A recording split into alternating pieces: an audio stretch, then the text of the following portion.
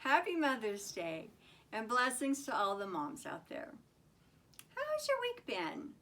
Have you been trying new things? Are you trying to perfect old things? We are making a raised vegetable garden in our backyard. It's not very big, but last year, with the help of Ken Carbaugh, we had great success, better than we've ever had before. So this year we decided to expand a little and make this raised bed. If you're trying new things, let us know, Jerry and I. You can email either one of us. We would love to know what you're doing.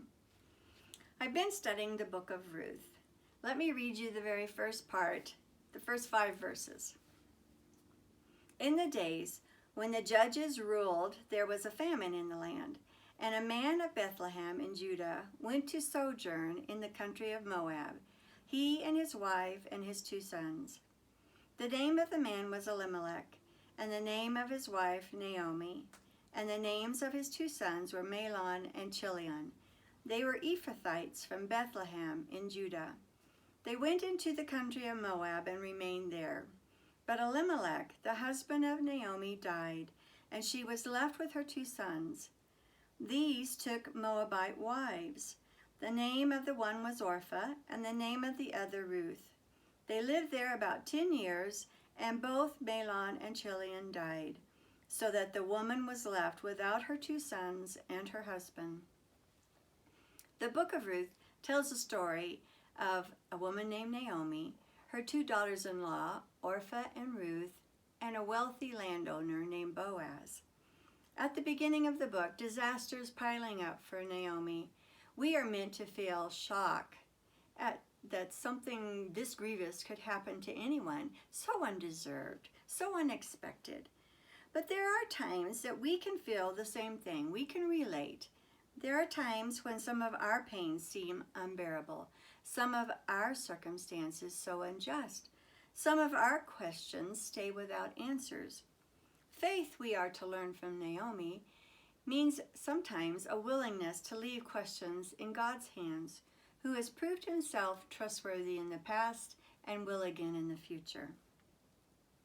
In Ruth chapter 1, verse 6, Naomi discovers that the famine has lifted from her homeland, that the Lord has visited and food is once again on the tables.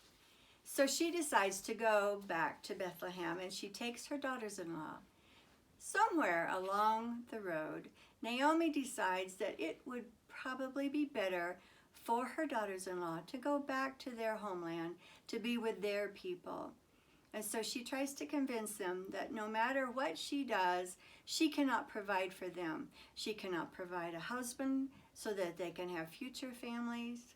She cannot even provide really food or lodging for them, knowing what's coming to her in Bethlehem, because there is nothing there for her. So she convinces her, at least Orpah, to return. But they have such pain and anguish, both Orpah and Ruth. They just weep on Naomi. And Naomi feels that pain and grief too. And she's looking out for them, even in her affliction, even in the devastation that's happened to her. She's looking out for them. While her faith in God believes all will be well, it certainly doesn't feel so now. And I am struck by the truthfulness of Naomi's life before God. She doesn't try to hide her feelings here. She doesn't pretend that she's not angry. God knows it all, and she is well in front of it. Yet, in these bitter experiences, the setting of the covenant promise is always there, and she refers for herself and her daughter-in-laws the covenant name of God, which is Yahweh, the Lord. As Naomi's experience bears witness, even in affliction, we can believe the hand of God, despite all appearances, is the hand of the loving Father. Such a faith must have been a big influence on Ruth, who wants to stay. Here in this passage, the Lord is bringing Ruth to faith, surely using Naomi's experiences of grace through affliction. In verse 16, Ruth speaks a beautiful and familiar passage. Don't urge me to leave you or to turn back from you. Where you go, I will go, and where you stay, I will stay. Your people will be my people, and your God, my God.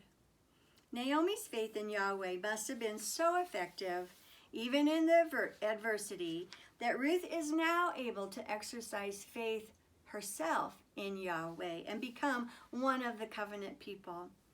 Was it precisely Naomi's faith through the uncertainties which pointed Ruth to the Lord?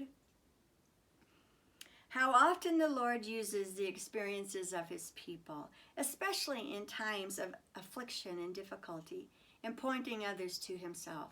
Paul, shut up in prison under Roman guard, writes to his readers in Philippi, I want you to know, brethren, that what has happened to me has really served to advance the gospel.